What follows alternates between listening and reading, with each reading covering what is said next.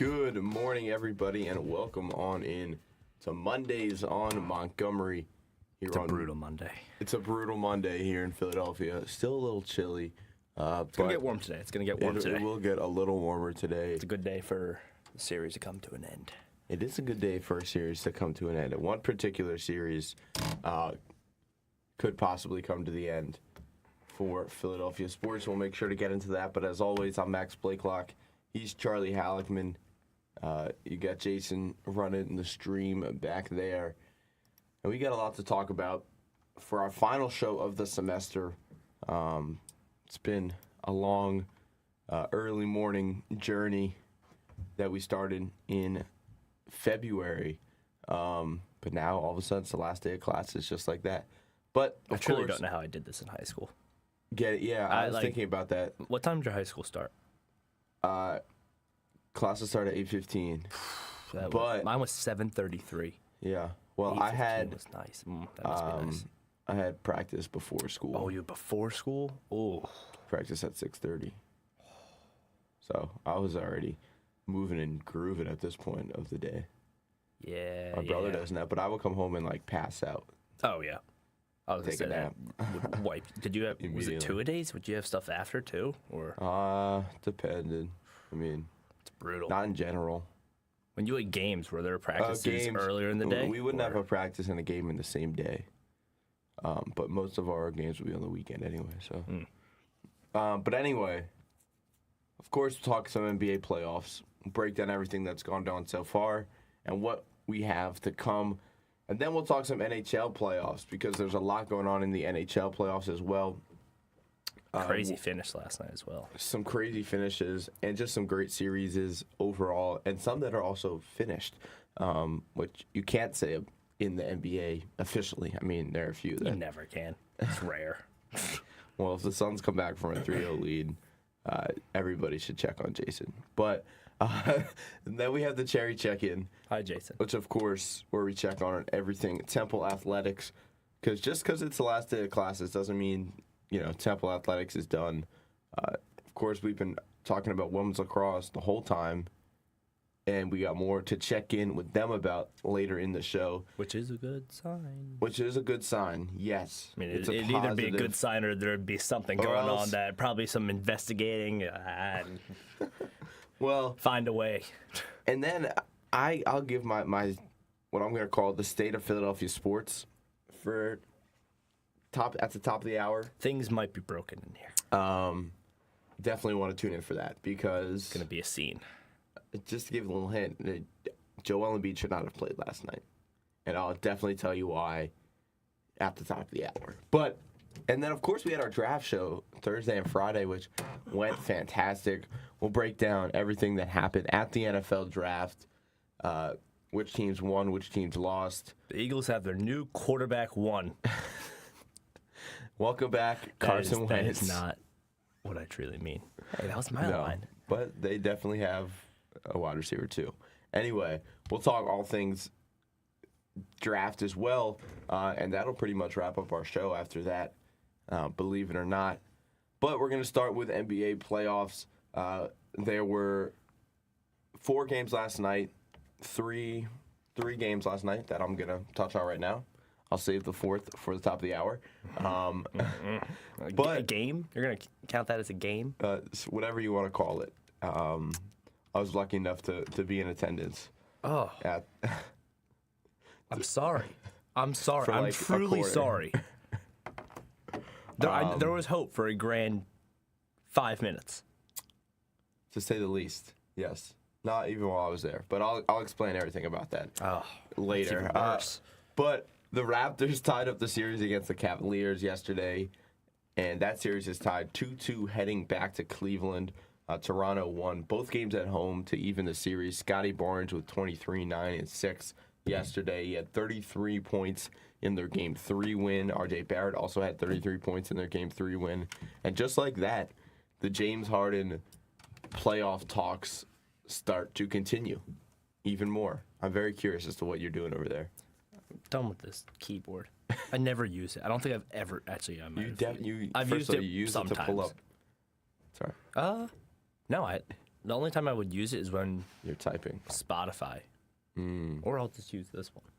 So I feel like I want to look at this computer. Well, there it is. But the Cavs now go back home, tied 2-2 for a crucial Game 5 coming up on Tuesday, I believe it is. No, Wednesday. It is Wednesday. They have to wait till Wednesday to play.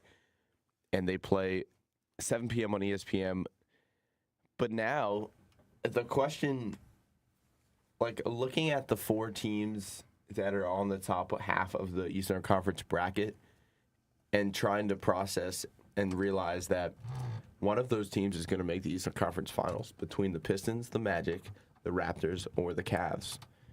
In my mind, I would have said before the playoffs began, I would have said Pistons, and then probably like 2 games into the playoffs, I might have transitioned over to Mavs, or not the Mavs, Cavs. Now I'm all over the place. I don't know which of those 4 teams is going to make the Eastern Conference Finals. It has been I'd say, interesting start to the playoffs so far. It's been a great playoffs, I It think, has. overall, in terms of games. In terms of the excitement level of the games, well, like I said. It did it again. They sucked me in, and We'll get there. Don't give them too much yet. To be honest, I was ready to start the show last night. I was ready to start it. I was ready to come in and just give a good Just go on 6 air. hours of... I probably could have went all night. Oh, absolutely. Wrap the show up now. There was a time we almost went on air after the Eagles-Chargers game. We almost went from my house, me, Big Dan, and Troy, and almost went straight to the studio at like midnight to just let out. I don't know how happy Lillian would have been with you. She was with us too. Oh. I'm telling you, I had my shoes on. We were ready to go. All right. Just some late night. Well, maybe that's something we'll look to do in the future. A little It's not a bad, like a post-game show. reaction shows. It's not a bad idea. It'd be kind of fun. We'll see. We'll see if it's in whose control it's in. Anyway, not gonna get into all that. But Hi, Jason. It won't be Jason. Jason will definitely listen though. I know. I'd say he was a thumbs down. What? Thumbs down. He's lying. Don't listen to him. Yeah, I know he's lying. He's just tired. Well, the Cavs, Raptors, who do you have winning the series, even though it's tied 2-2 right now? If you were to pick. Man. It's difficult, right? It's like a coin. That's really a coin flip. I'm probably still going to give the benefit of the doubt to the Cavs. I agree. But... especially because they have home court still. Yes. And they were closer to stealing one on the road than the Raptors were in general. They almost probably should have taken this one, but Game 1 and Game 2, Cleveland had full control of the whole time. They won Game 1 by 13. They won Game 2 by 10. And then in Game 3, Toronto dominated and won 126-104. But Game 4 yesterday, it was a game in which I guess it was just defensively won because, I mean, first on, neither team hit 100. Straight buckets by the Raptors.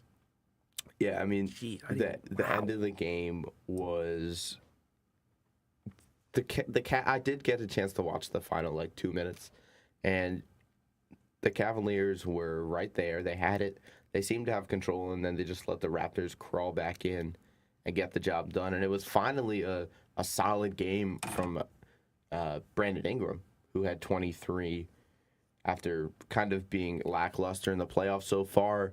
But now 2-2 heading back to Cleveland. I think Cleveland takes Game 5, and they might win in 7, though. I wouldn't count out the Raptors in Game 6. It is the 4-5 matchup. That seems like a series that will go to 7. So it should be a really good one. But we'll move on to the next matchup, and that's the Spurs and the Trailblazers. The Spurs up 3-1 in this series. The Trailblazers had their chance with a game where Wemby was out, could not convert in Game 3, and then had full control in Game 4 yesterday before Victor Wembanyama and the San Antonio Spurs came into the second half and outscored the Spurs 73-25.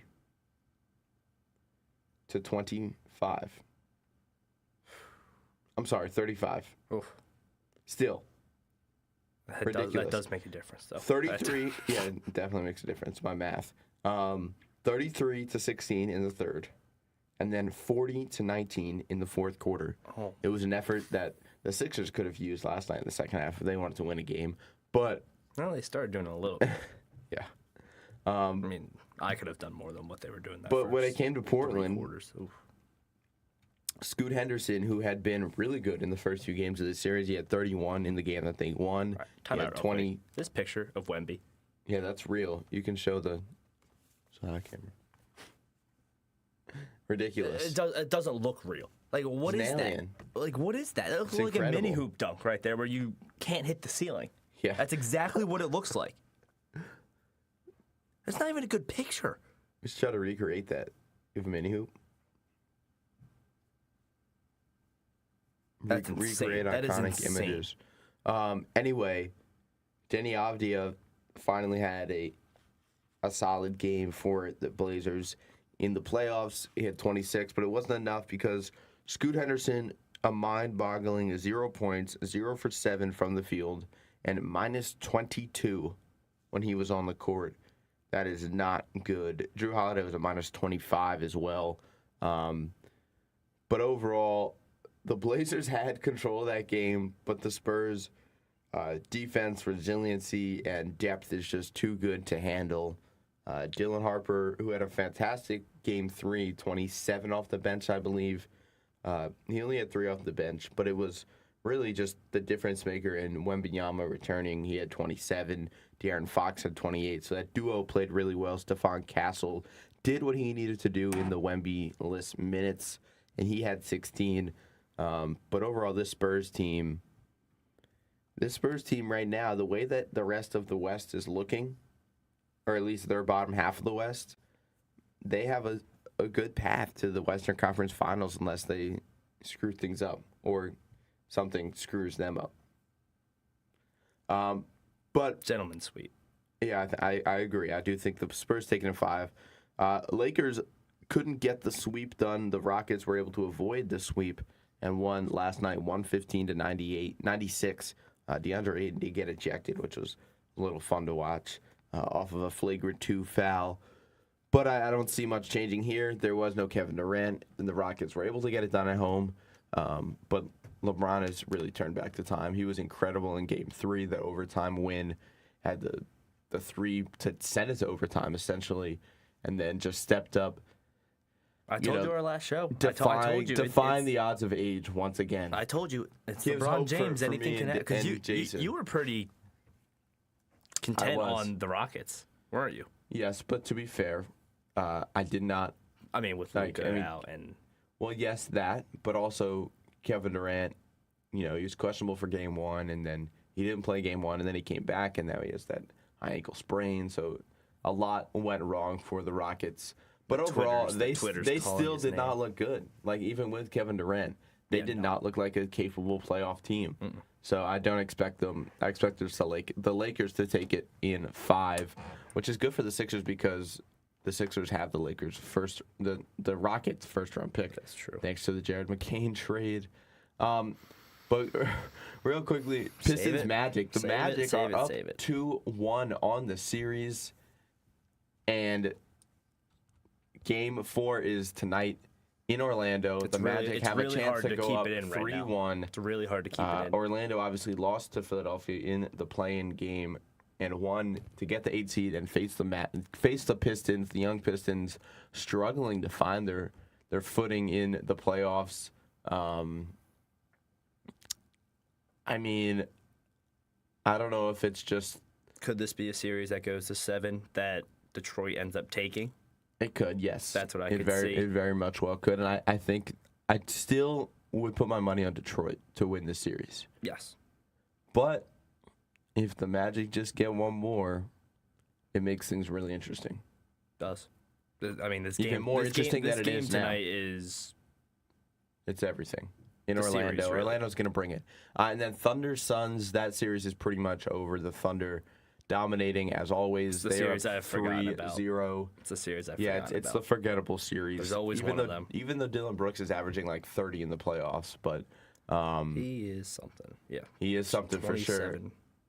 And then with 34. The other series, Timberwolves Nuggets. This is something to talk about because the Minnesota Timberwolves are up 3-1 on the series, but Anthony Edwards is out for the rest of the series. Dante DiVincenzo just tore his Achilles. He's out. And out the rest of the series? The series. I thought I saw hyperextension in the left knee. It was like the Paul George injury when he first got to the Sixers last year. He will be out at least the rest of the series. He'll get reevaluated in a few weeks, but it did not look great for him. So the Nuggets have a prime opportunity to come back from 3-1. They've done it before. They did it twice in 2020, but they need to take advantage. They cannot mess around. Ayo Dosunmu, though, had 43 in the Game 4 win for the Timberwolves. So it'll be him, Julius Randle, Bones Highland, Jaden McDaniels. Edwards out weeks. Yeah. Mm-hmm. It's going to be some time. Yeah. And then the last one we didn't talk about, Hawks-Knicks. The Hawks took a 2-1 series lead at home. Then the Knicks tied it up in a dominating fashion. I still think the Knicks get the series, but CJ McCollum is making it close and fun to watch. I hate the Knicks. I'm not a big fan of the Knicks either. I do like Jalen Brunson. I do like Josh Hart, I will say, but the Knicks fans bother me. Yeah. Anyway, we are going to go to break for a few minutes, and then we'll be back to talk about NHL playoffs. And, of course, stay tuned for the top of the hour where we talk about the state of Philadelphia sports. So don't go anywhere. Mondays on Montgomery. We'll be back in a few.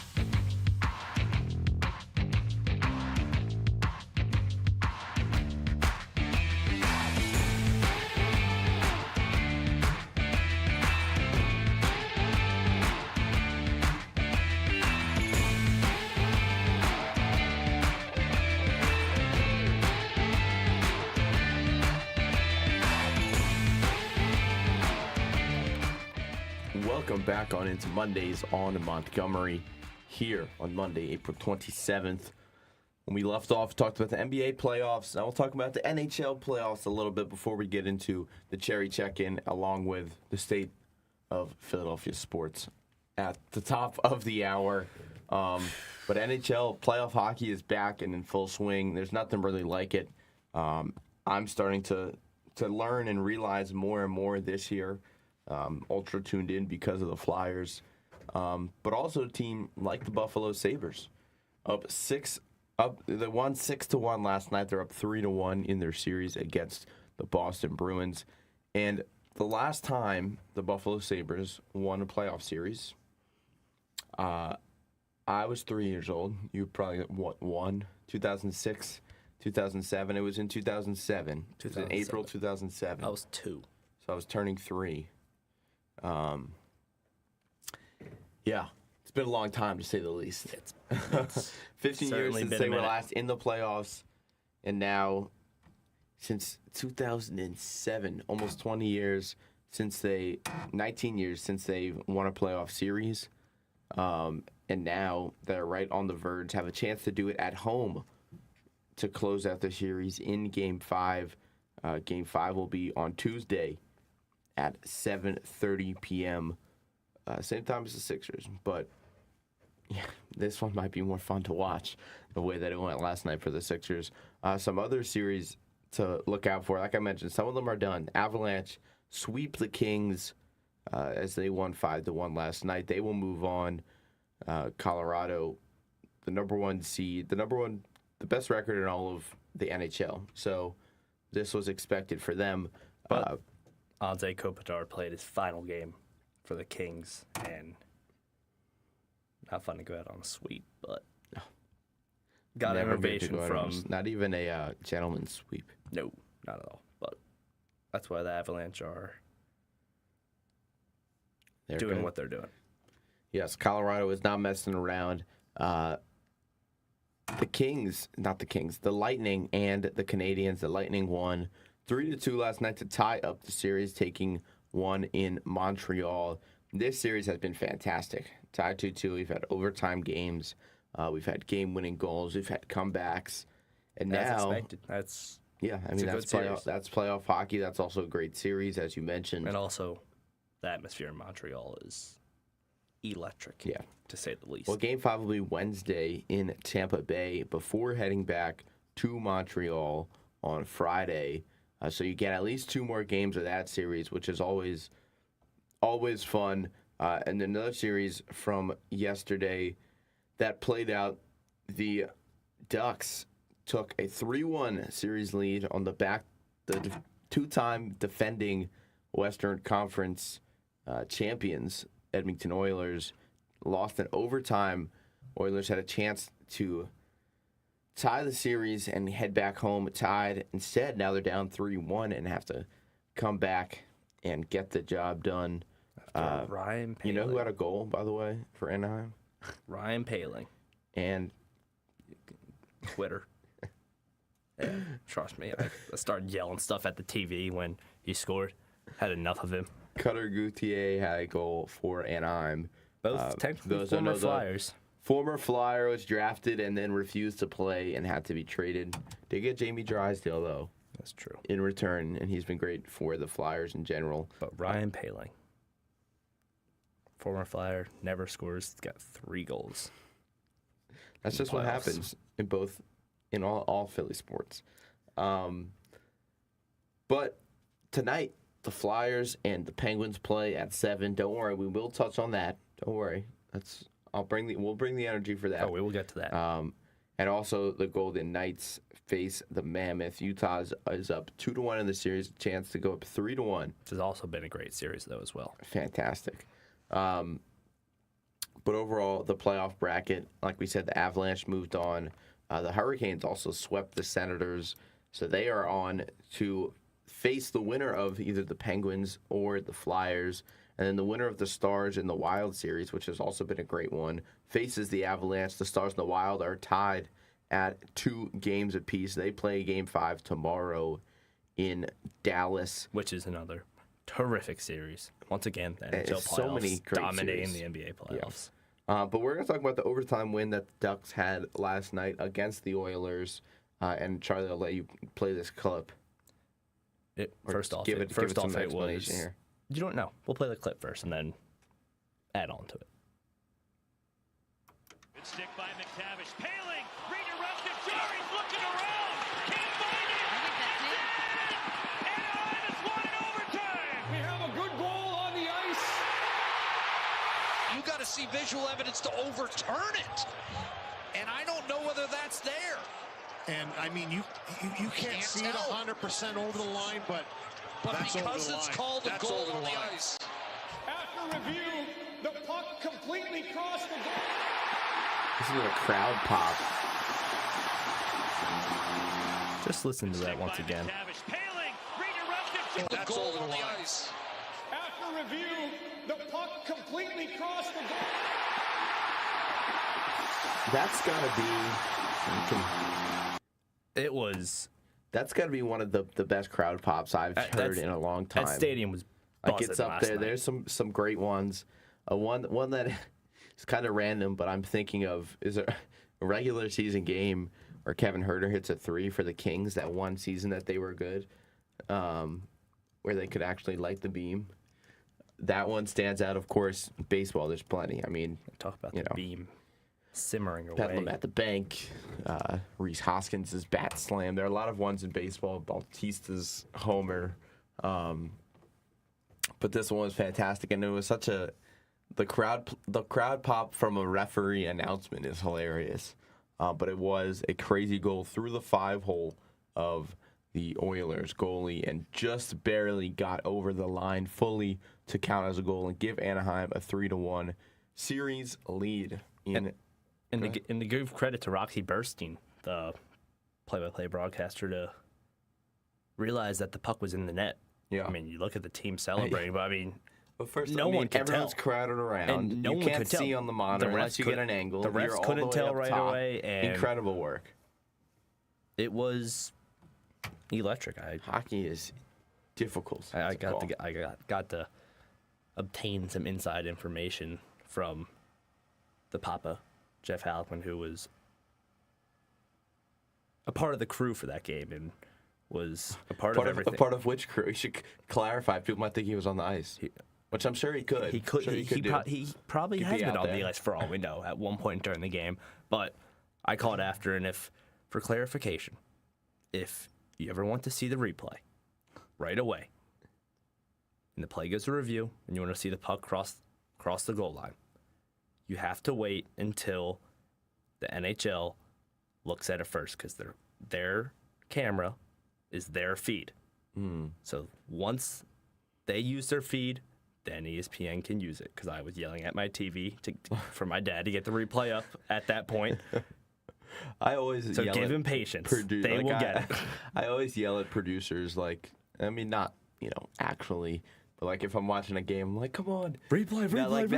Now that I understand the process of it, I was not school, aware of it, and I was like, do you know what? That makes sense. I was like, come on, producer, come on. But the great producers always get it done. Great job, Mr. Jeff Halkman.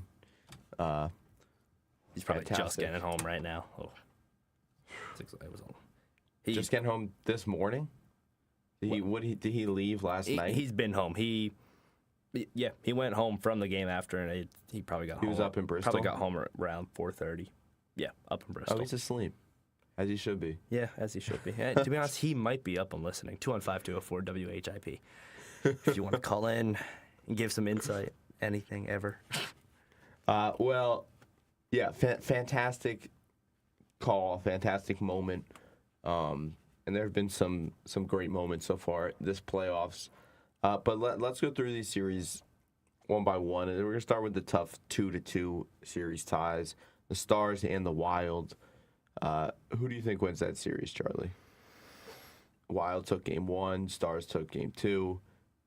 Stars took game 3. And then the Wild tied it at home in game 4 in an overtime win, following the double overtime loss in game 3. So really, really tight games, except for game 1, which the Wild won 6-1.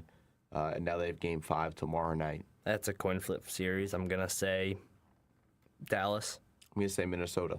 All right. There's a coin flip. I say Minnesota for a few reasons. Number one, just because it's Dallas. Yeah, I hate Dallas. I know it's not the Cowboys, but, it's Dallas. It's still Dallas. And I think the way that this series has played out so far, Minnesota's the only one that's really, truly taken charge in a game, and that was game 1.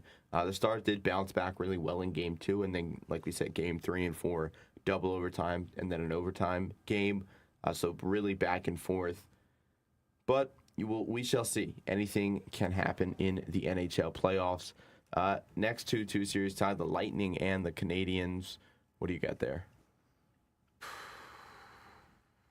It's tough. I would 3 overtime games out of the 4. I'm going to say the Canadiens. I just don't want to watch the Lightning just do their thing again. Plus, Montreal's crowd's so awesome. Yeah. It's so exciting to watch. So I'm going to go Montreal. Another series that's a coin flip. Yeah, I think my heart says Montreal, but my head is telling me to pick Tampa Bay. Because they've been there before. But like you said, a coin flip, and that's what makes it so exciting. Like imagine if an NBA playoff game had 3 of the 4 games so far in the series go to overtime. That would be insane. It would be insane. Insane. So yeah, game 5 of that is Wednesday in Tampa Bay. The best part about overtime too, there are 0 commercials, which the NBA could not comprehend. Well, 2 different sports in the way that they go, but yeah, definitely no commercials helps bring it all together. And then some of these series that yet to have a game 5, well, there's only one that's yet to have a game 5, and that's Golden Knights and Utah Mammoth. I think Utah pulls this out.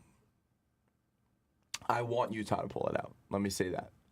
Did you see what they were doing the other day with the jerseys? Yes. The trade-in? You want to explain it? Or? I mean, yeah, it's pretty simple to explain.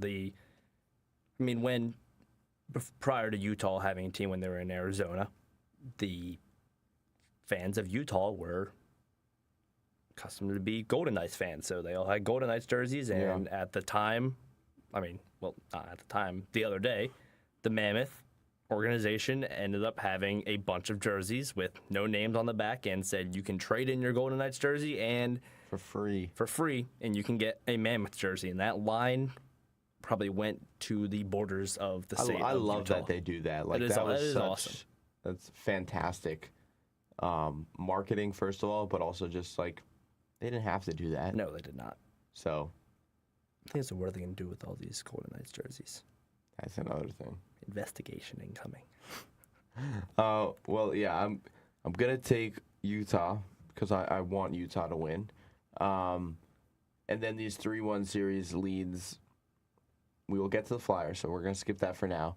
I'm gonna take the Sabres. I think Sabres close it out tomorrow at home. And then, do the Oilers have it in them? I don't know if they do this time. I don't know if they do either. So I think I'm gonna take Anaheim. Also, there is Connor McDavid. There is Connor McDavid. I am going to have to go with Anaheim, too, though. But yeah, it'd be exciting to see McDavid do his thing. Well, we shall see what the results of those series are. But when we come back, it is time for our Cherry Check-In, where we check in on everything Temple Athletics. So don't go anywhere. Mondays on Montgomery. We'll return in just 5 minutes.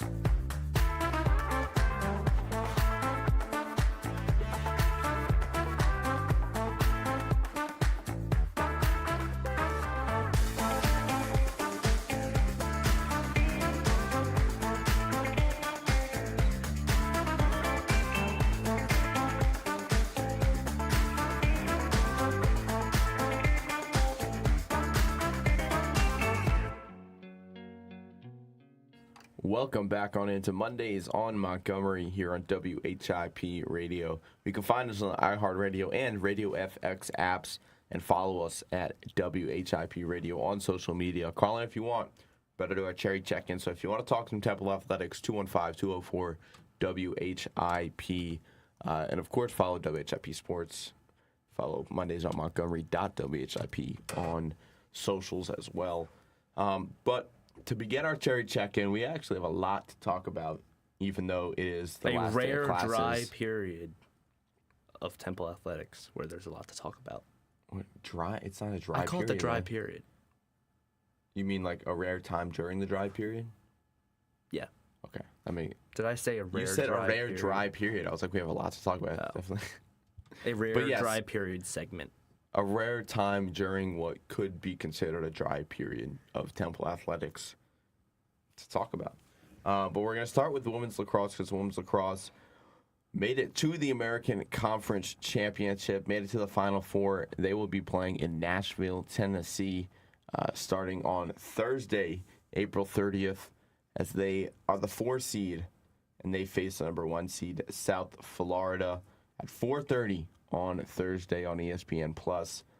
Temple lost to South Florida earlier in the year at home, 11-10, so a very close, tight loss in a game in which they led most of the way. They were down 2-1 after the first, but dominated the second and the third, and they were outscored by South Florida 6-2 in the fourth, which led to their demise.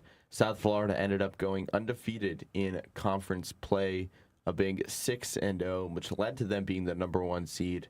And Temple, while they did go 3-3 in conference play, ended with a 12-4 total record, so they actually have a better total record than South Florida. So this game is a very winnable game for the Owls. It should be. I mean, the game earlier in the year, they had the lead for most of the game, and then it dwindled away at the end, and it's also postseason and the tournament. Hit my head on the microphone. I was going to say, I thought I saw that. I was like, it's the hat. The microphone's I was trying to giving fix my chaos headphones today. It is. It's not making it an easy day. Not making it easy for me. But it is what it's because I keep messing with it.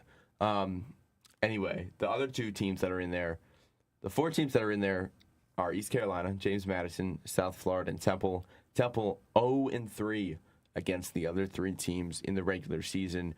James Madison is a 2 seed, and they play against East Carolina on Thursday right after the South Florida Temple game. And Temple versus East Carolina lost 7-8 down in East Carolina, and then went down to James Madison and got whooped, 16-10 loss. So Temple going in as the underdogs, even with their 12-4 record, because they went 0-3 against these teams. So we shall see. If they do win against South Florida, the finals will be Saturday, May 2nd at noon. That championship game will also be on ESPN+. Down in Nashville, Vanderbilt is hosting it. And Vanderbilt was very close to getting in, but could not get it done against South Florida to clinch their way in. And now Temple with a chance. They have not been in the American Conference Championship bracket in 2 years. They didn't make it last year. 2024, I believe, was their last year making it, but they did go out in the first round that year. So there's hope for this Temple team to make a big run. So, there's always hope. There's always hope. But I think this year, even though they went 0-3 against those 3 teams, they were competing. And there is genuine the start they had to the year this. too. Yeah, has to give them the confidence, and they're in. No doubt about it. Question of why not? Yeah, why not us? Speaking of why not us, we've got some recruits to talk about, some transfers. Not recruits, we have transfers to talk about. Finally, for the men's side, 2 new recruits since we spoke to you last. Des White committed to play at Temple, former Oregon State guard, Temple's first portal addition, and will play for his 4th school in 4 years. But it's good to see players coming in. His career began at Austin Peay, where he started every game except for one, averaged just under 8 points per game. Then he transferred to Missouri State and started all 31, averaged career high 14. And then this past year transferred to Oregon State, where he started 28 out of 30 and averaged 9.7 and 2.1 assists. So he brings something to this Temple team after losing guys in the portal like Tobias and like Babatunde Duradola, like Jemai Felt, Ayuba Bryant, Spencer Mahoney, Connor Gall. Got to mention him, who committed to Westchester. So good for Connor. And Baba going to Ball State. Yes, as well. Which then I have now seen Baba every single day since. Have you really? He committed. It's a weird feeling when you see them. Yeah, I see Jalissa Molina every now and then. I've seen the women's team a lot recently because of the Kayla Turner's clothing brand. Yes. Yeah, they're outside for that, and I know Lillian took some photos for Kayla Turner. Oh, Anton Bonk. Cool. See that transfer to Michigan State? I didn't see where I knew that he was in the portal. I did not see where he ended up. But yeah, that's the information on Des White. Thank you, Jacob Moreno, Temple News, TTN, for writing that brief and getting the information. And then another transfer that just was announced the other day as well. Dallas Dillard committed to Temple, the IUP transfer from D2, Indiana University of Pennsylvania. All-American. From Division II basketball, a sneaky one, averaged 20.6 points per game during this past season. He is committed to Temple. He's only played at IUP previous to this. So this will be his first, after 5 seasons at the Division II program, 1 final year of eligibility left. And now he's going to be at the Liacouras Center. And I'm actually excited about this one. Yeah, he's a good... I like both of them. I like always Des some White hidden gems in Division II basketball. Yes, there are. And, the hope is that this is one of them. You need it. Yeah. Plain and simple to say. You need it. You need some spark to come in. I mean, you keep Griffiths, which I like. Yeah, I'm happy he stayed. Next, yeah. But you get in scores, and you need scores because we all saw how it went last year. Yeah, and in terms of how the roster looks right now, I mean, you mentioned Gavin Griffiths announced he's returning. Cam Wallace is returning. You're bringing in Derek Morton Rivera, the freshman from Father Judge, who's going to be, I'm really excited to watch him play. Do you think and now you bring in Derek Morton Rivera? No, I don't think so. Do you think he plays? Maybe. I think you still have to wait and see who is brought in. Yeah, there's going to be there's still going to be more movement. And then I want to see how the summer looks and kind of what the vibes look like around the team before I make a decision. I don't. My head says no. It would be a good sign if he can play, though. That means he's Derek Warren. I'm really excited about that. I think this is probably, in terms of my time here, and in terms of recruits that have been brought in as freshmen, he excites me the most. And maybe it is just because he's a PCL guy. I've seen him play.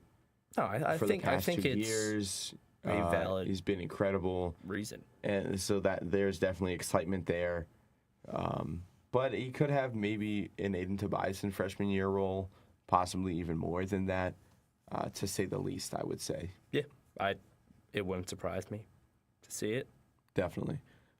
Women's basketball also brought in another transfer in Talia Longwood, as it was announced yesterday. Former Texas Southern guard, averaged 14.5 points and 5.4 rebounds per game this past season.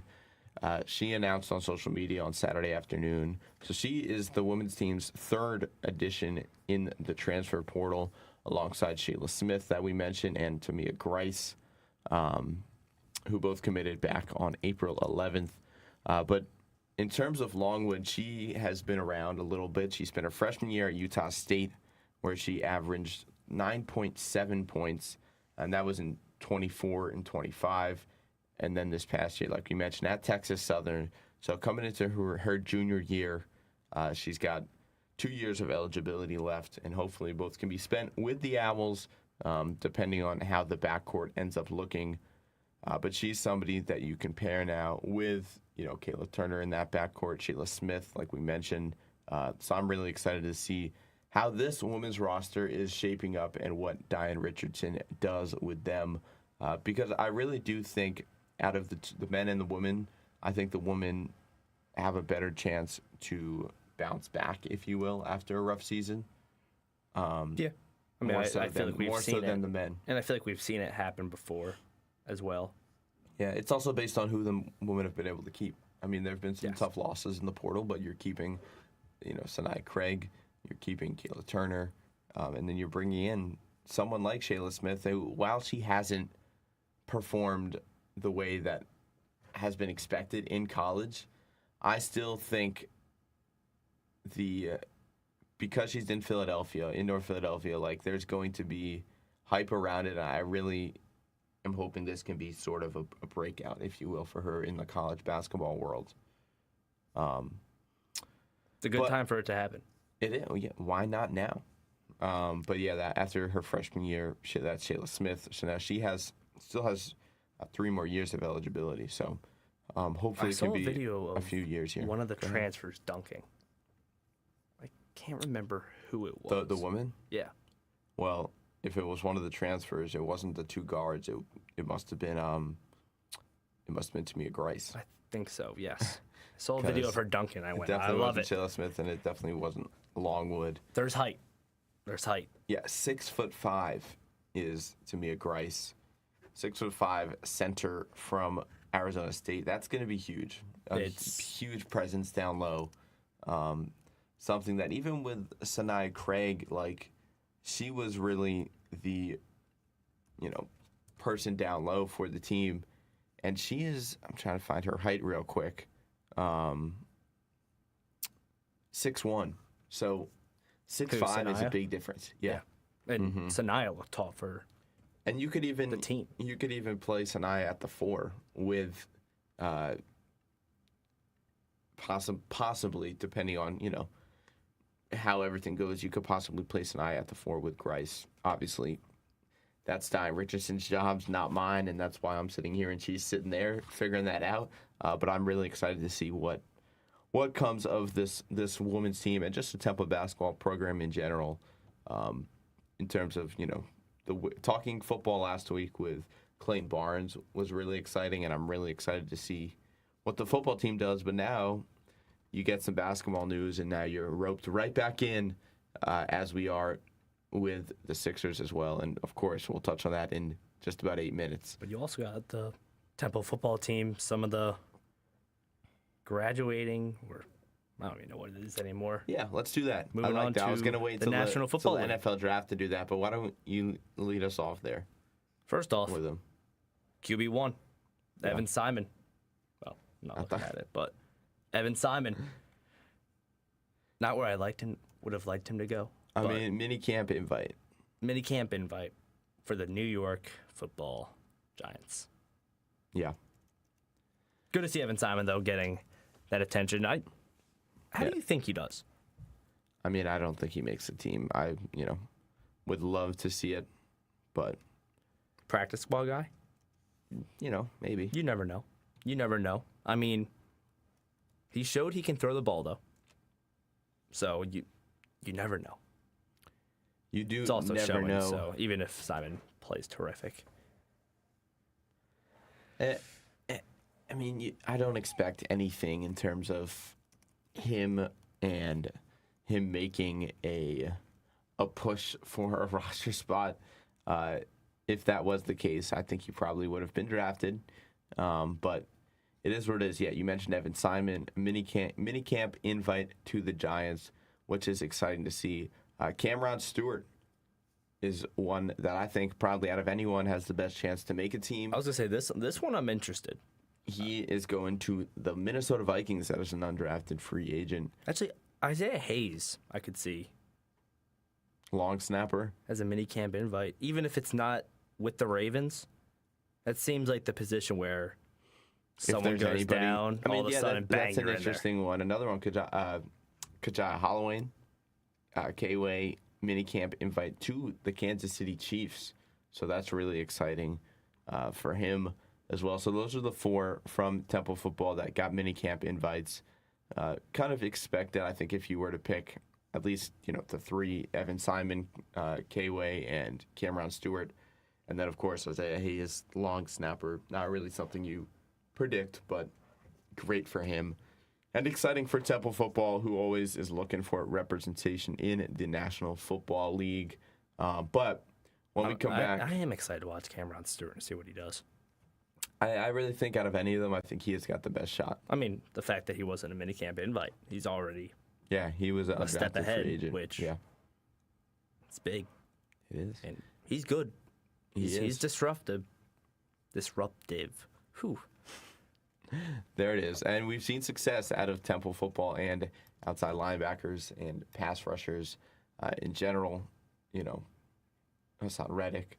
And I know, Jordan McGee and Jacob Martin aren't pass rushers, but they are linebackers. So there's some similarity there in that linebacker room. I still chirped Jordan McGee after the Eagles beat Washington a few years ago. It was, I think, the FAU game, and he responded. He laughed, and I was like, I know. It was when they were coming off the field. He knows what it is.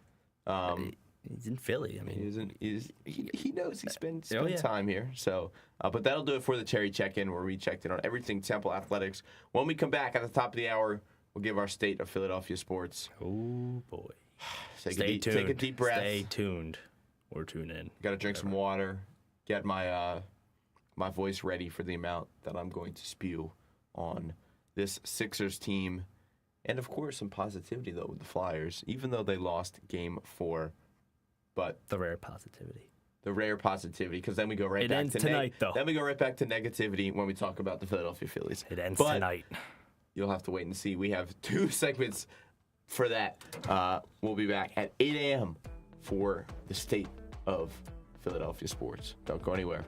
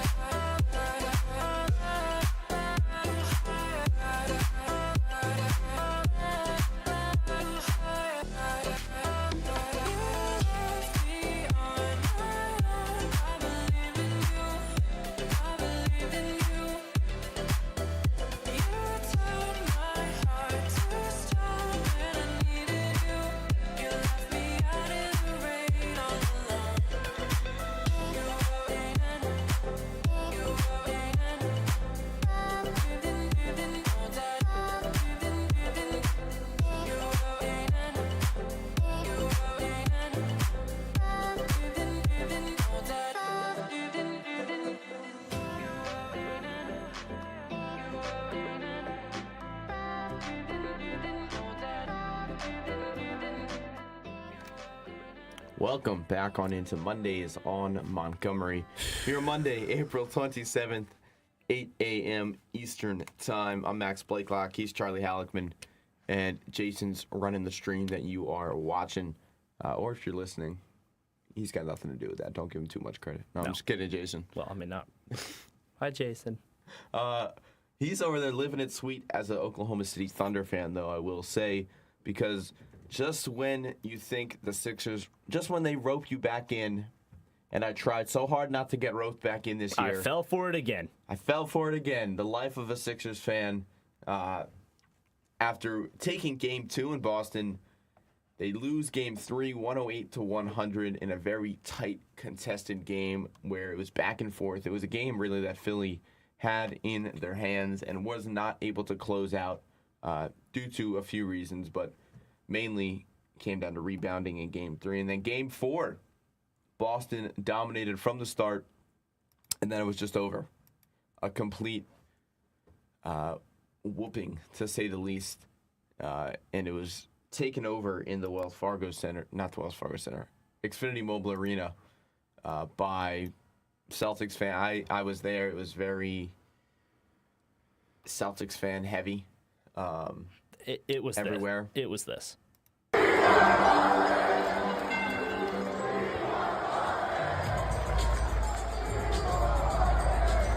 Yeah. And no, those were not Sixers fans. Those were Boston fans. They were chanting, "We want Boston," in probably the third quarter. I don't even remember. I don't even remember Sixers fans chanting, "We want Boston." No, they did. I was there. I did, and I was like, "No, we do not want Boston." I did see something small about that, but I was not. I was not a part even at home chanting, "We want Boston." I was not. Well, don't blame it on me. And the big story, though, yesterday, and this is where things get interesting for me. Joel Embiid returned from his appendectomy, first game since April 9th, and he started off hot, 8 points in, the first 8 points for the Sixers, ended with 26 in 34 minutes. Didn't shoot the ball particularly well, 9 for 21 from the field, 1 for 6 from 3, a minus 25. And Joel Embiid should not have played this game because it has nothing to do with him as a player. There's no denying how great of a player Joel Embiid is. And there's also still no denying that the Sixers are a better team with Joel Embiid on the court overall. They should have won the game last night. No, they had no shot to win the game last night. They had no shot. If they played decent.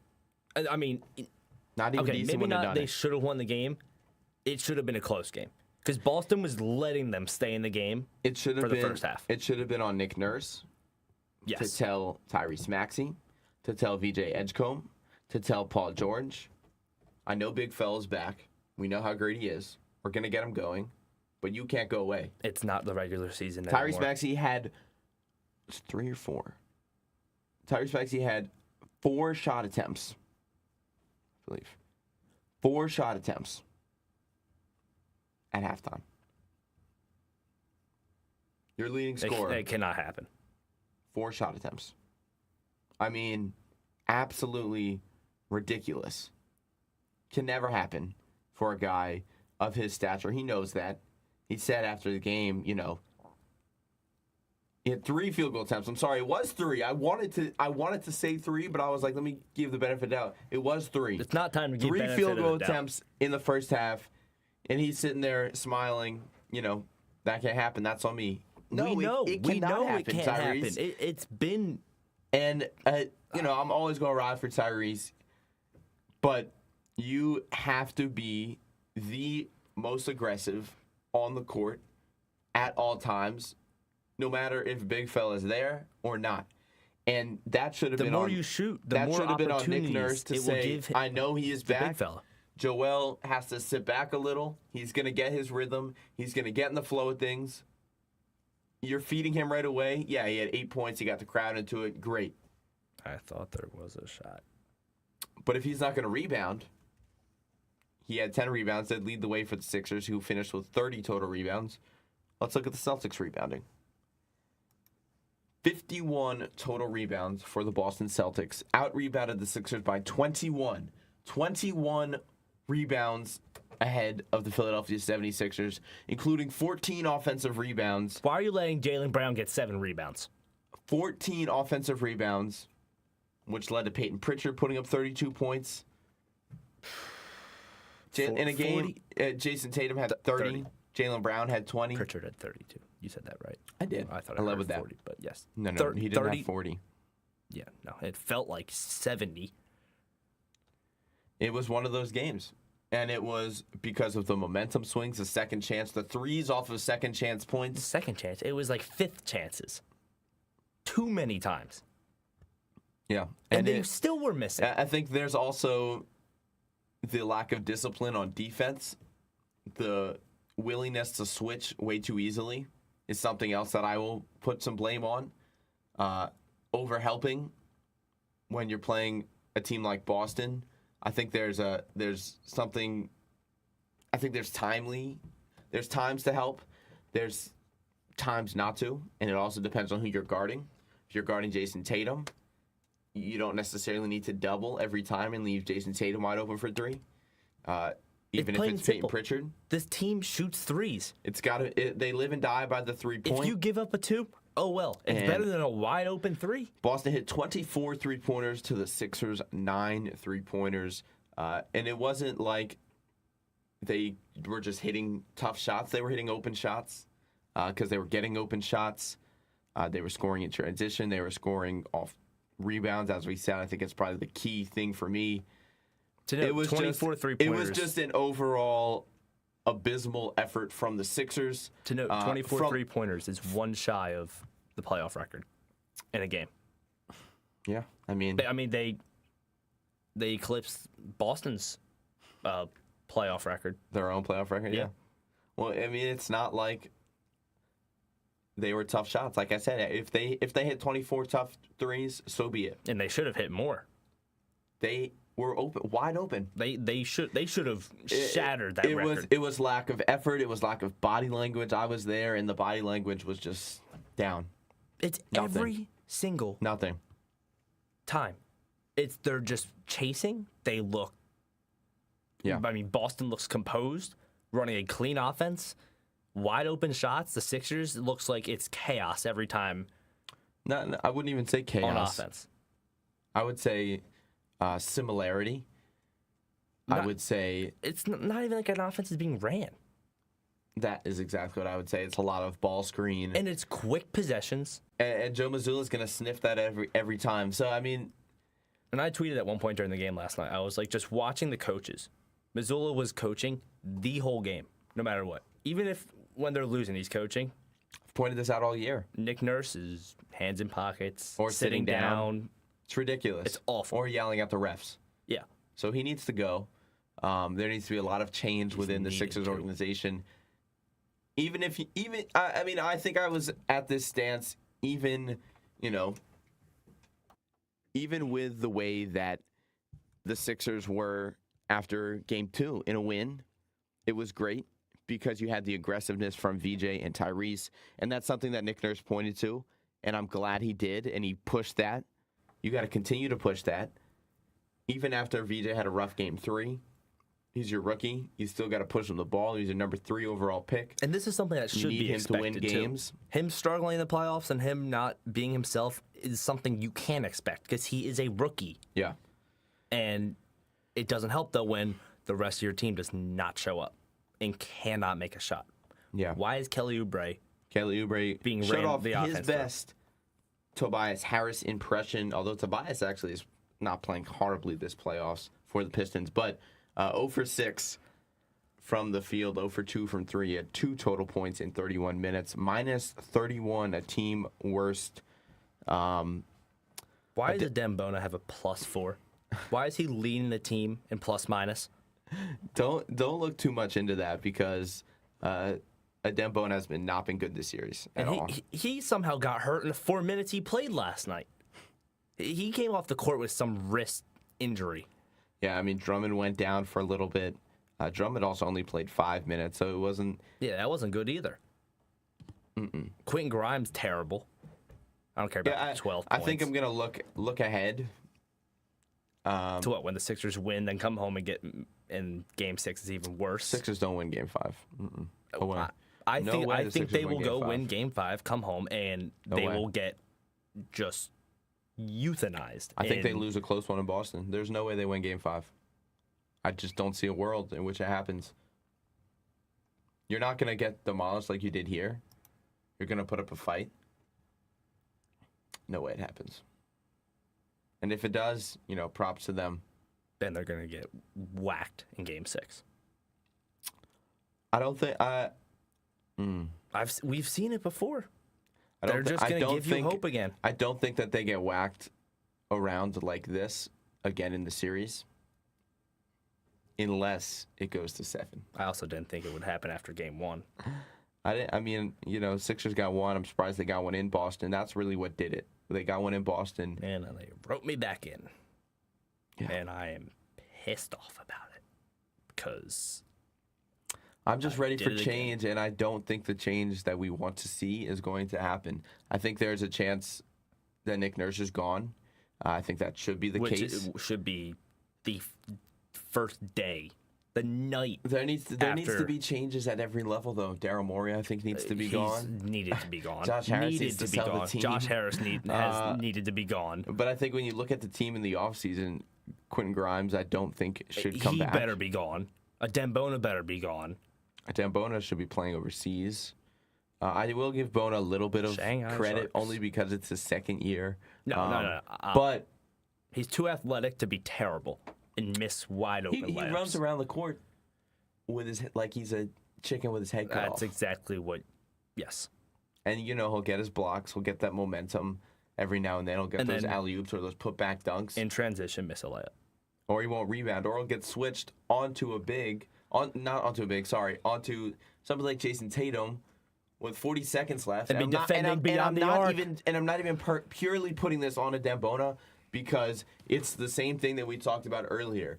Why are you switching in key crucial moments or not doing timely double teams? Why are you covering someone at the center court logo? I've said it too many times during the series, and I still have yet to get an answer because it just keeps happening over and over and over. It's bad. It was a really, really bad team effort from the Sixers, to say the least. And now Boston, one of the worst Sixers games the driver's seat as expected. What was worse, this one or Game 1? Oh, this one. I agree. This one, by far. I think if Joel Embiid doesn't play, though, I think it's a close game. I think, dare I say, we might win the game. I mean, they couldn't even shoot, though.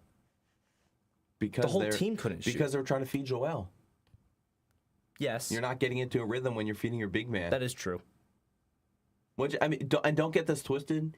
Joel Embiid is the best player on the Sixers. Oh, by far. There's no denying that. You can see the second he stepped on the court, he was different even presence. If he's your number one option, though, there's a difference between being the number one option you still got to score. And being the number one player on the court and making yourself valuable. Embiid's not going to go score 129 the ball in your hand.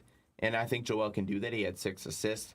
But I think you can put the blame on Nick Nurse there because Nick Nurse needs to set that tone, set that game plan right away. You're bringing back your big fella who hasn't played with the team since April 9th, and now you're bringing him back in a game, a key, crucial game against Boston that you can't lose if you want a chance to win the series.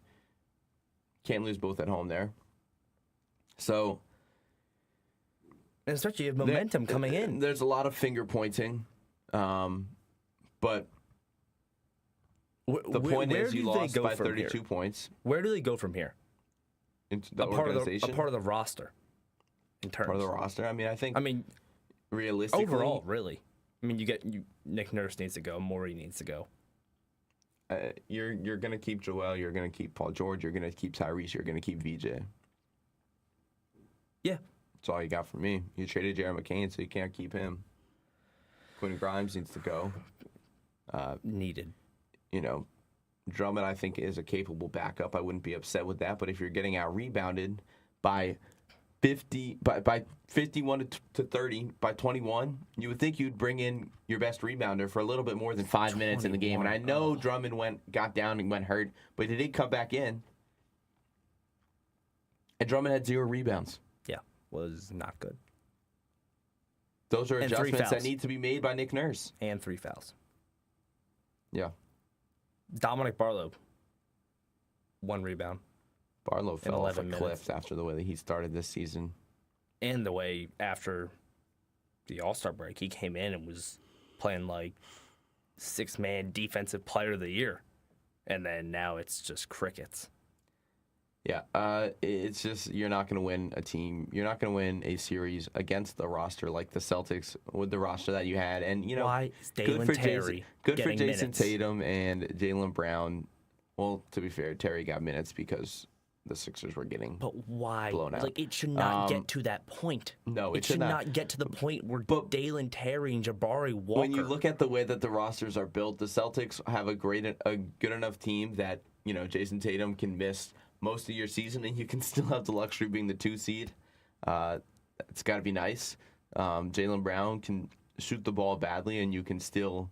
Jaylen Brown and Jason Tatum can shoot the ball badly and you can still be in game thanks to Derek White or Peyton Pritchard. That's something that the Sixers don't have the luxury of. Well, did.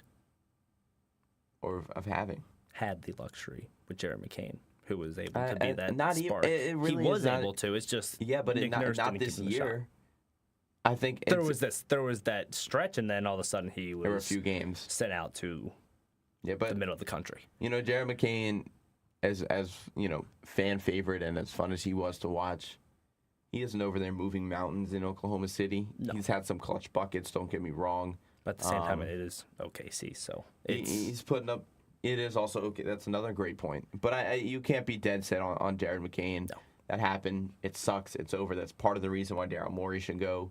But overall, horrendous effort by the Philadelphia 76ers, who now fight for their season on Tuesday in Boston in a crowd that won't be easy to win against. It's going to be brutal.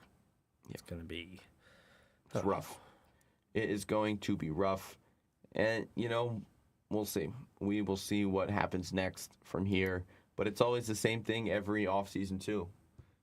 What are you going to do to bring and, you know, push before Joel has to retire?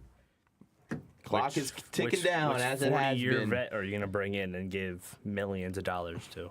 Yep. I'm not sure which one yet. It's going to be one of them. They need to hire a young coach that has never been a head coach before to change things up. That's my opinion. Saw with Joe Mazzulla after Ime Udoka. Max Blakelock. Fantastically. Worked great.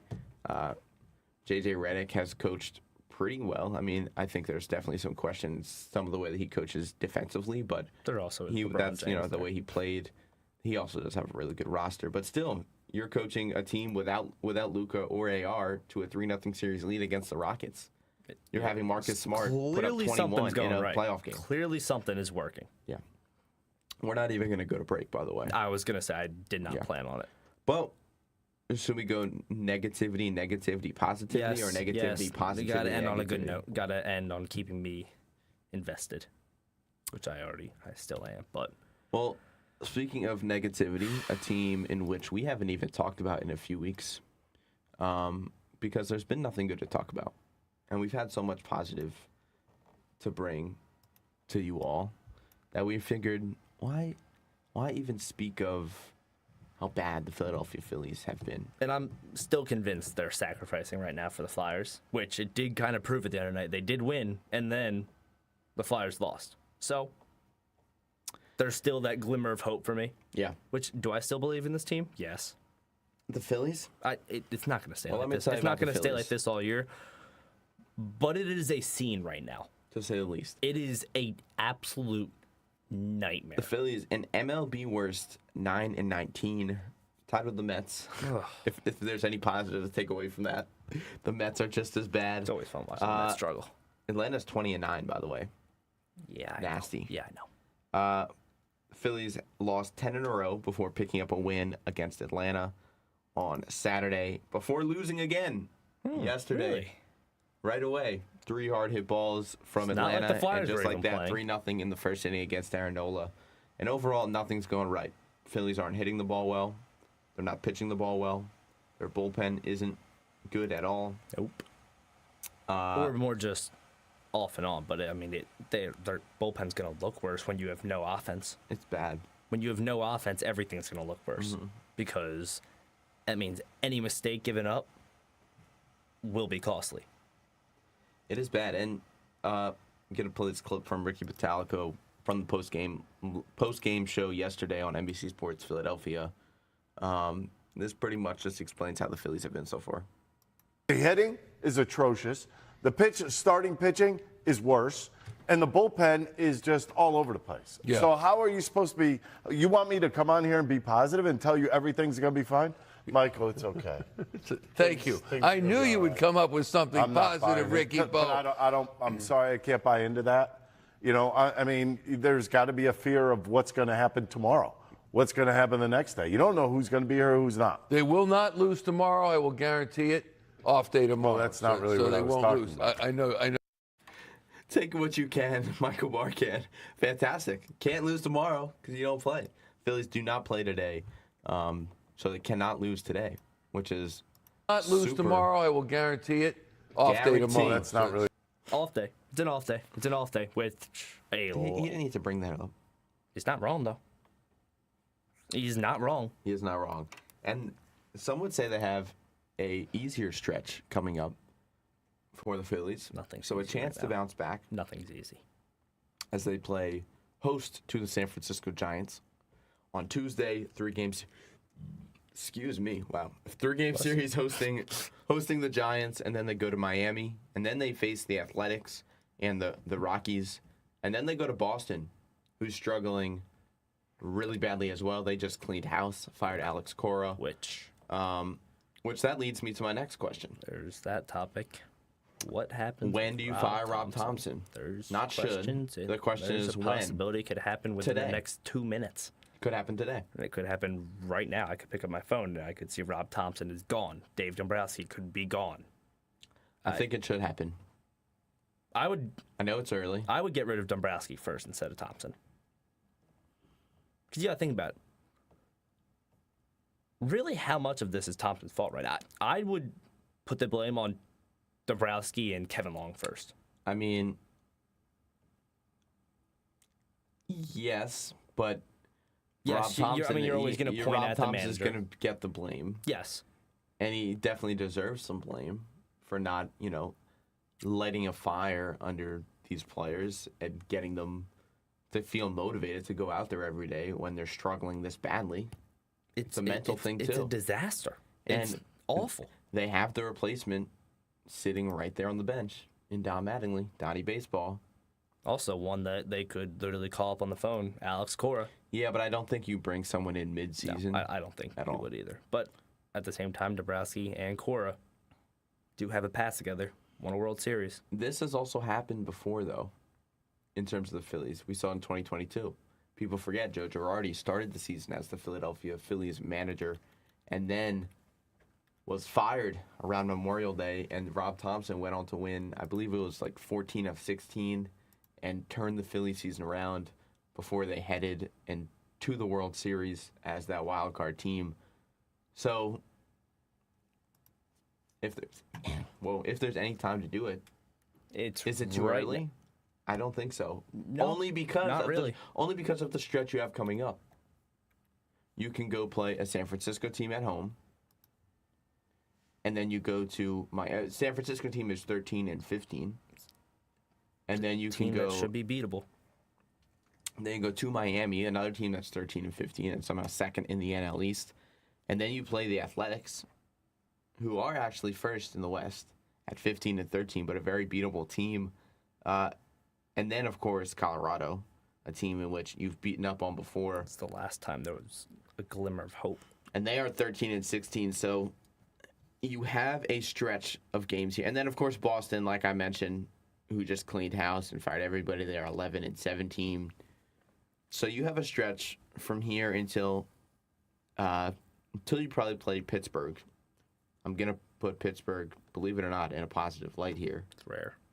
especially right now. But you have until May 14th, and you have 1, 2, 3, 4, 5, 6, 7, 8, 9, 10, 11, 12, 13, 14, 15, 16 game stretch of playing baseball against winnable opponents. To make or break. If you go 14-16, 14-2 in those 16 games, winning 14 of your last 16, like Rob Thompson did similarly in 2022, with a new head coach, just like that, you're right back in the division. The opportunity because it can get out of hand quickly. I know it's April. I know it's April. Yes, but at the same time, it's not early anymore. No, there's got to be concern now. It's time to. This is where it's. What do you have? Especially because you haven't seen something like this from the Phillies in my lifetime. In a long time. There's no positive really I can take away from this team right now. Bryce Harper hitting the ball. That's it. If even. Bryce Harper hitting the ball and Zach Wheeler. That's a positive. There it is. Zach Wheeler returning. You win the game that Zach Wheeler plays, and his velocity was up more than people thought. Yeah. And people were like, were you like messing around down there and getting people concerned about your velo? He was like, I'm just pitching the ball, man. Yeah, I mean, it's... And Taiwan Walker got released. That was my birthday present. That's a positive, on Thursday. Yeah. I hope it was... That was probably the best. A negative is the amount of money that you owe Aaron Nola throughout 2031, but that might go down as one of the worst contracts in Phillies history. Yeah, I don't understand why it was so long. Aaron Nola so much money. Man. He's bad. 6.03 ERA, and then you have Jesus Lazaro, who's been really bad this year as well. 6.9 ERA. And you paid Jesus Lazaro over a guy like Ranger Suarez. You gave him the extension. I mean, there's, that's to the extent. There are obviously little details and whatnot within it. Which I still do believe in Lazaro. I still do believe in him. You let Suarez walk. And it's not like Suarez has been incredible over there in Boston. No. Like we said, Boston is struggling as well.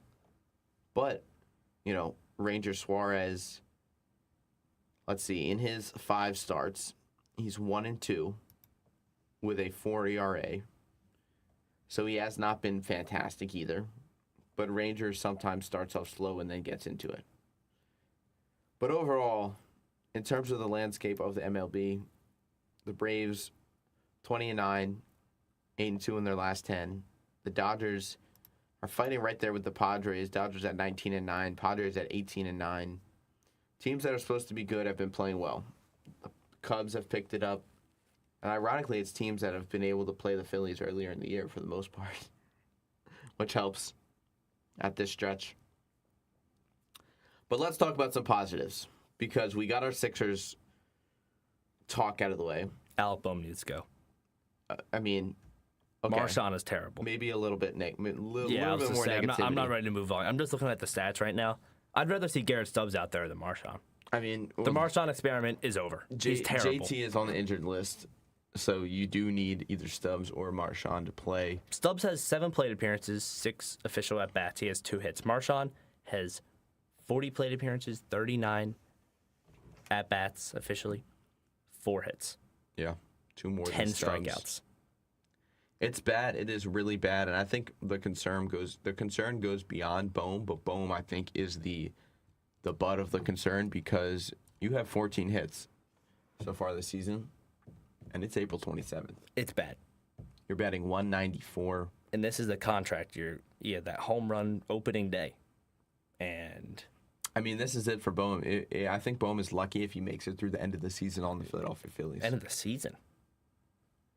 Maybe to the deadline. I mean, yeah, he's lucky.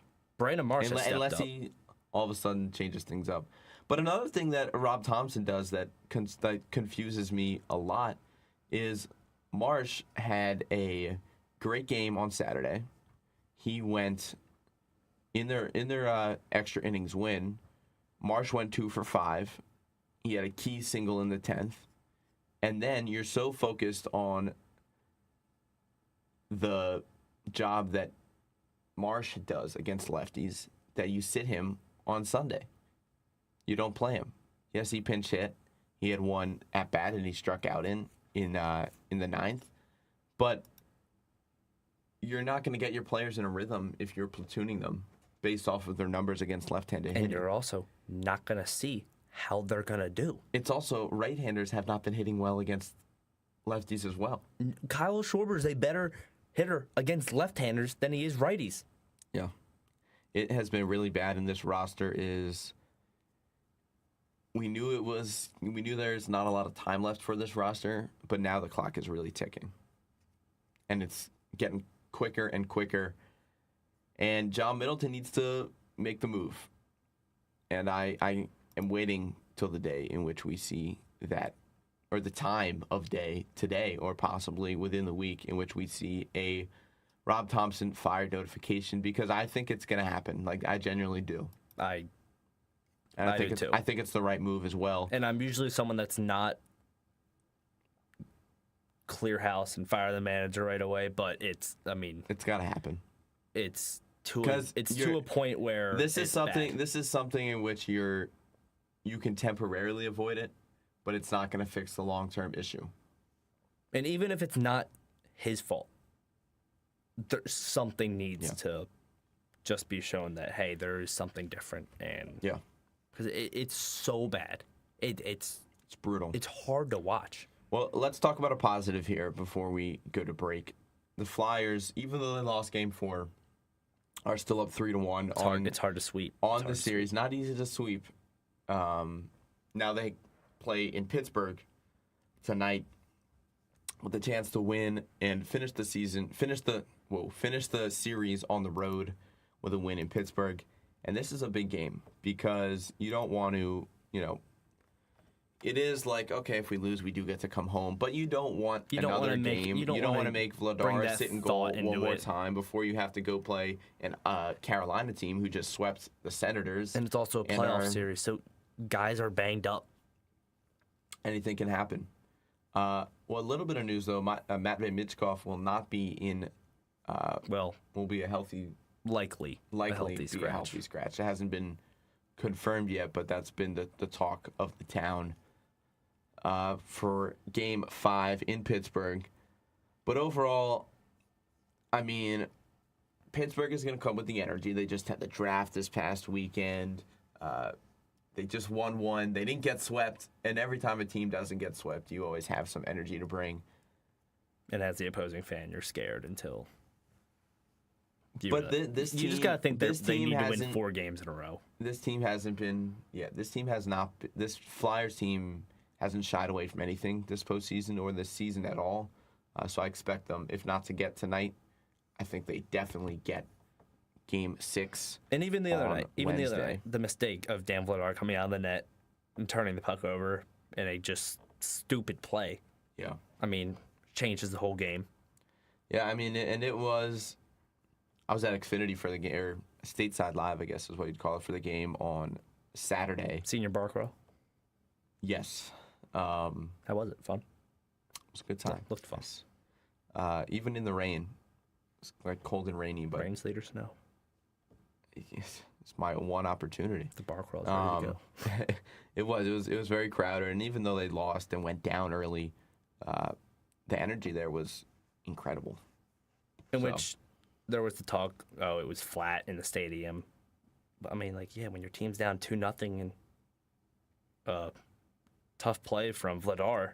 Yeah. It's not not great. Really know any stadiums that's gonna. And they were right within 1 at the end of that third period. And it did pick up the energy. Yeah. And after that connected goal to make it 3-2, or even just the Barkey goal. Yeah. That first goal, but. Overall, the Flyers need to win tonight or win within the next... They got to win one of their next 3 to move on against the Penguins. Keep it simple, though. Win tonight. I think we've said this time and time again, whether that was them clinching the playoffs, just win. And keep it simple. Send Sidney Crosby home. Send him packing. I cannot stand him. I cannot stand Sidney Crosby. Is he your most hated athlete? Ooh. I'm trying to think mine. I have some weird ones. just like people I just dislike because it's been either one play. I want to say or... I want to say I have tiers because I can't say I just truly hate one person. I have tiers as well. Like someone a little more. Like it's just there's tiers. How about this? We'll think about it when we come back. We'll give our tiers of most hated athletes as a Phillies fan, and then we're gonna talk about the NFL draft because that wrapped up this weekend after a fantastic draft show down at Fieldhouse. We'll talk about which teams won, which teams lost, and which prospects we're excited to see in the league. Don't go anywhere. Mondays on Montgomery. We'll be back for our last segment of the semester at 8:40 a.m.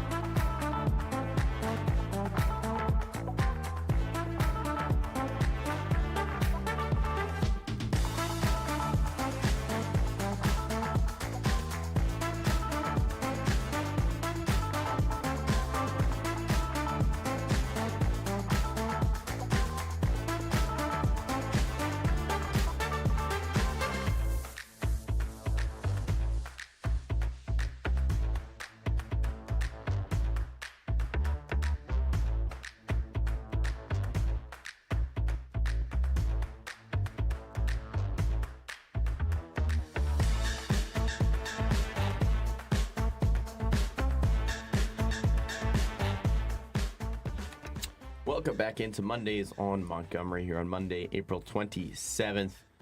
when we left off, we talked about, well, we gave our state of Philadelphia sports, both positive and negative, mostly in a negative light. And to continue with some negativity before we talk about how great the draft was, we're going to give our most hated athletes of all time as Philadelphia fans. A few come to mind. And for me, I have exceptions. And I'll explain my exceptions. For me, none of them are athletes that played in Philadelphia, except for one, actually, now that I think about it. One athlete that played in Philadelphia. Because I think there's levels to it. Two, some of them I hated at a specific time and I don't hate anymore. I can think of one instance, at least. Three, I don't hate players. I mean, maybe at times I hate them, but for the most part, I can't hate players that are good, like that are stars or all-stars at the sport. As much as I can't stand watching Jason Tatum hit that dagger 3 and scream in the face of Philadelphia fans, he's a really good basketball player. No, I hate Jason Tatum. I hate Jaylen Brown. So I feel like there's levels to it, is what I'm saying. Right now, yeah, I can't stand him, but I think there's levels to hate. And I'll lead off by another former Celtic who, like I mentioned, someone that I hated when he was on the Celtics, not upset with him now. And he's one of those guys that I think you hate him if he's not on your team, and if he's on your team, you love him. Maybe not now, based on, some of the plays that he makes. And that guy is Marcus Smart. Could not stand him. Always shoved Philadelphians, or shoved, I feel like he always, got into it with Joel Embiid. Effort, defensive player of the year once. But overall, could not stand him.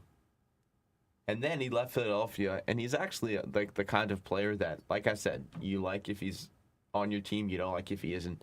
Now he's kind of not reasserting himself, but he's playing quality minutes on a Lakers team. And sometimes he takes some shots where I'm like, oh, Marcus Smart, that is not the shot. We should have had the Valentine clip pulled up. Anyway, he's probably on there. And then there are actually two athletes that played for Philadelphia. One is Al Horford, of course. Can't stand the guy. And I know he was an all-star in Atlanta. I know that contradicts my rule, but I didn't hate him in Atlanta. I hated him in Boston. And he wasn't an all-star in Boston. So Al Horford's on the list. And then Orlando Skandrick, do you remember that? His little run with Philadelphia, and then he went left and started just talking crap about him. He released the inner cowboy. He's on that list. Jeff McNeil is on that list for me. Can't stand the guy. I hate Jeff McNeil. I'm just looking at stuff right. I hate Jeff McNeil so much. He's on the Athletics now. He just kind of looks like a jerk. Maybe he's a nice guy, but no, I don't believe it. I can't stand him. Could never stand it when he was on the Mets. Even now he's off the Mets. Doesn't really change anything for me. Now he's irrelevant, really. He's in that tier of things. I truly hate Jeff McNeil. Yeah. I think I could say it to his face. Jeff McNeil, Sidney Crosby, Cutter Gauthier, Marcell Ozuna. Marcell Ozuna doesn't bother me. Craig Kimbrell. Marcell Ozuna wasn't good enough to bother me. Craig Kimbrell's a solid one there. Yeah. Let's see who else. Anyone on Dallas? Anyone? Especially Dak Prescott. Dallas. Ezekiel Elliott. I never liked Zeke. I like Dak more than I like Zeke. That's where I have a love-hate relationship with Zeke because I was an Ohio State fan. Ohio State fan. But to be honest, watching him go to Dallas, trust me, I did not like him when he was at Dallas. That reminds me more Ohio State guys. The Bosas, can't stand them. Both of them. It's hurt that when they were at Ohio State, I loved them. Yeah, for multiple reasons. Some I'm not even going to bring up on the show this morning, but they're not afraid to jump in the spotlight. I think more so when Philadelphia played San Francisco in the conference championship game the year they won. And, like, even just Joey Bosa, I think I probably had Nick Bosa more than I had Joey Bosa, but Joey Bosa was into the stadium. And, of course, Philly fans are talking crap. You have a beer in your hand, you know, we're going to talk. And then he, like, got all personal about it and cried like a 5-year-old to the Philadelphia fan. And then we showed him It's like, dude, you have never been to a conference championship game in your career. You were the 3rd overall pick in the 15, 16 NFL draft to the Chargers, and you have never reached the expectations in which you were supposed to be. Your brother was better than you. Yeah. And I also can't stand your brother. So he's up there. You know who's slowly getting up there? Is from the San Francisco 49ers. And Debo? I mean, I don't like Debo, no. Well, actually, now that you mention it, there are actually a few guys on the 49ers. I can't even think of his name. He's an all-pro tackle. What is wrong with me? He just signed. I'm going blank, too. Oh, my God. What is wrong with me? Fred? No. Nope. Not Fred. Not Fred. This is ridiculous. I know, this super is disappointed really in myself bad. as a sports fanatic here and someone who's talking on the radio about sports, not being able to get his name, and it's going to come to me. Trent Williams. Thank you, Jason. I can't stand him. I can't believe it took me very long to remember Trent Williams. He's one of them. There are my God. Brian Johnson. Brian Johnson. Chip Kelly, if you're going to go that route. Jonathan Gannon. Jonathan Gannon, yes, but he's not fully up there. There are so many that you can point to. But Chip Kelly, you said that. Right. I did say Chip Kelly. But let's talk about the NFL draft. As much as I could probably do a whole segment on it, to say the least. Oh, and Sidney Crosby once again. The NFL draft wrapped up on Saturday with rounds 4 through 7. We had rounds 1 through 3 covered on Thursday and Friday night live at Fieldhouse. You can check it out on our YouTube at WHIP Sports Radio YouTube. Our live stream is still up for both night 1 and night 2. Fantastic time, fantastic vibes, great draft to cover, a lot of unexpected picks, a lot of fun picks, a lot of fun reactions, a lot of predictions that went right or went wrong. But overall, some teams had some great drafts. Some teams didn't have as well of a draft as some had expected. I think after night 1, the consensus was that the New York Jets had the best draft. And because the New York Jets had 2 first-round picks and then traded back in for a 3rd, and they drafted David Bailey at 2. They took Kenyon Sadiq at 16. And then they traded back in to get Omar Cooper Jr. at pick 30, I believe it was. And you're drafting 3 guys that are going to help you right away. And they'll have Greg Ward as the quarterback. And they're going to help you in areas in which you need help in. Obviously, for weapons, you have Garrett Wilson. But now you draft Kenyon Sadiq, who, in my opinion, on my big board, he was close to top 10, definitely top 15. He's going to be good. In terms of talent, raw talent. He's going to be really good. The only concern I have is that, not concern, but question from a Jets perspective is that you drafted Mason Taylor last year to be your tight end, and now you're drafting Sadiq. But I do think it's worth it to change this. So the Jets, I think night 1 won it. And then the way that the rest of the draft continued throughout Friday night, and Big Dan's not going to like me for this, but I think the Browns are my overall winners of the draft. I think a lot of people can agree with that. Yeah, Big Dan's not going to be happy because they took Spencer Fano with the 9th pick, and he was the first tackle off the board, and he does not like Spencer Fano. But I think that they were able to snag 4 first-round caliber players Big within Dan their also first. doesn't like Owen Tippett. Well, within their first 4 picks. They took Fano with pick 9. They took Casey Concepcion with pick 24. And then Denzel Boston, who was projected to go in the first round for most people. They took him with their first second-round pick at 39.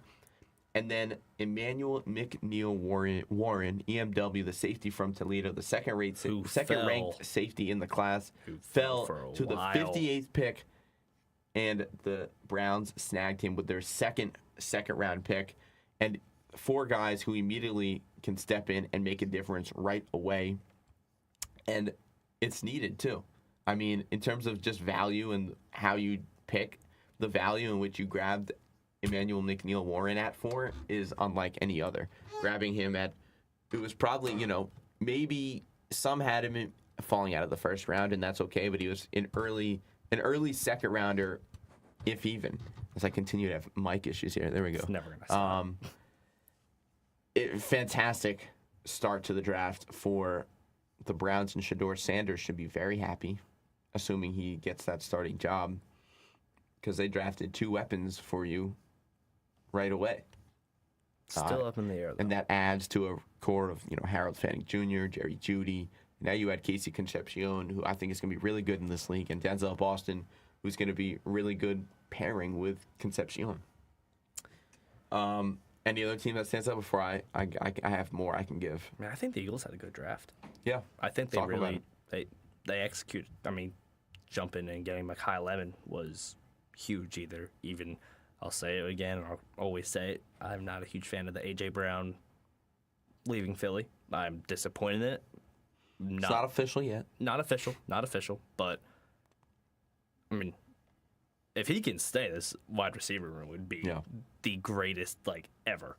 Yeah. It would be insane. So hey, there's no reason to get rid of A.J. Brown still, but he's likely. The fact that you're drafting a receiver in the first round of the draft, and you're trading up for him, and Howie Roseman has very much always been the type of general manager to, if you see a prospect and you think is top 10, top 15 talent dropping in the first round, he's going to go up and get him. Even if it's trading up 1 spot, if it's trading up 5 spots, and we've seen that time and time again. We saw it last year with Jahad Campbell. We saw it 2 years ago with Cooper DeJean in the second round. And we see it this year now with Mekhi Lemon, who many people had as the second best receiver in the draft behind Carnell Tate. He falls all the way to 20, and the Eagles jump up ahead of the Pittsburgh Steelers, who were on the phone with Mekhi Lemon getting ready to draft him, and swoop in and grab him to pair up with Devontae Smith. And then in the second round, they go weapon again. And they go Eli Stowers, the tight end from Vanderbilt, a guy that will be a weapon. He's not going to block as well as some might want, but he is. I'd prefer a weapon. He is the Dallas Goedert replacement essentially after next year. Goddard still has 1 more year. They've figured out how to keep him 1 more year time and time again. And now you've had success drafting tight ends in the second round, as Howie Roseman mentioned on his phone call to Stowers. You drafted Zach Ertz in the second round. You drafted Dallas Goedert in the second round. Those 2 have worked out extremely well for you. And now you draft Eli Stowers, who is probably, on most people's boards, the second best tight end in the draft, behind Kenyon Sadiq. In the third round, you go Markel Bell, and it turns some heads, but I'm not terribly upset with it because of the athletic specimen in which he is. Markel Bell, the offensive tackle from Miami. He reminds you of somebody Jason like Peters. You could say Jason Peters. I was going to say Mekhi Becton in terms of the potential athleticism for a guy that is 6'9", and I think he's like 330, maybe 346.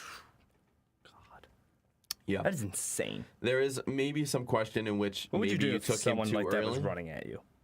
I would probably just let him go by me. I'd just be like, all right, go ahead. I think so. He can probably outrun you. Is he going at me? I don't know. What was it? Let's see what his 40 time is. I'm pretty sure it was. Question of the morning. Who has a faster 40 time, Markel Bell or Max Blakelock? It was 5.36. Yeah, and he probably's got a faster 40 time than me. Oh, and I remember I'm not very fast. He chipped off 0.142 after his first one, which incredible. Someone that size running like that should be illegal. Before we ended off, the Eagles did draft Cole Payton, a quarterback from North Dakota State, in the 5th round. Concern? No. I agree. No. They always normally bring in a quarterback. No. I don't know. 5th round is a little early in my opinion, especially with the names that were available. You could have went that's one thing if you were trying to get value out of a quarterback, but they go Cole Payton, and he is now in that quarterback room with Jalen Hurts, Tanner McKee, Andy Dalton. I'm sure. I think they'll probably try to trade Tanner McKee because of the value of him. Yes. But You also we shall see see. Eli Heidenreich went to the Steelers. Round He did, 7, yes. pick He was 230. drafted. A Haunt few the other teams Eagles. had fantastic drafts. The Raiders, obviously, getting Fernando Mendoza, but also getting Jermod McCoy all the way in the 4th round. Got Trendon Stukes with their 2nd-round pick. Kerryon Crawford, a solid edge from Auburn. And I hate to say this, the Dallas Cowboys had a good draft. They still suck. Caleb Downs at 11. A little questionable pick with Malachi Lawrence as your second first-rounder. I think there are better edges available, but fantastic value with their late 3rd-rounder in Jayshon Barham. Jonathan Greener. Jonathan Grenard, yes. How did we forget bring about that? up? I didn't forget it. I just was thinking So I draft. was thinking Dallas and Jalen Harper is clowning us after taking Eli Stowers, which it caught us off guard. Weren't expecting it. And then Howie went, all right, here's this. And Eagles traded for Jonathan Grenard, gave up a 3rd this year and a 3rd next year for a guy that's going to make an immediate impact on that defensive line. So that's something absolute fleece. very, very exciting to see. One concern that I have is that the Eagles they drafted a safety, in the 7th round, but they didn't draft somebody that I feel confident can plug and play right away. Clearly, Howie always trust Howie. Yeah. And the exciting Whites are back. I'm going to give a bad draft grade to the Minnesota Vikings. It's probably my least favorite draft. You drafted Caleb Banks at 18. You kind of reached on him. You didn't draft a safety until the end of the 3rd round with Jacoby Thomas when safety was a glaring need. You drafted Golday as your linebacker when you had guys like C.J. Allen available. You did draft Big Citrus in Dominique Orange, the defensive tackle from Iowa State, and then you did get great value on Caleb Tiernan, but I think overall it could have been better from the Vikings. But overall, a fun draft show, and there will be one next year. I won't be a part of it, but I'm sure you will be. So stay tuned for that. And what will continue next year and next semester is Mondays on Montgomery. Indeed it will. Back in the fall with Charlie and I for my final semester, and then we're not going to look too far ahead, but there'll be someone else in my seat when I leave as well. Good start, though. Good start. Good start to bring it Fantastic back. start. So stay tuned for everything in the fall because Temple football will be hot, a topic. We'll see if the Phillies have bounced back by the time we get on air next. Oh, yeah. They Can better. we possibly They be better. talking about Phillies in the postseason? And then, of course, NFL season will be in full swing. There'll be a lot to talk about. No concern. But Flyers need to keep on winning. for Jason Nieves, Charlie Halleckman, Hi, Jason. I'm Max Blakelock. Thanks so much for everything this semester, and we'll see you back here in the fall. Make sure to stay tuned, though. Follow Mondays on Montgomery on Instagram at mondaysonmontgomery.whip. Have a great one, everybody.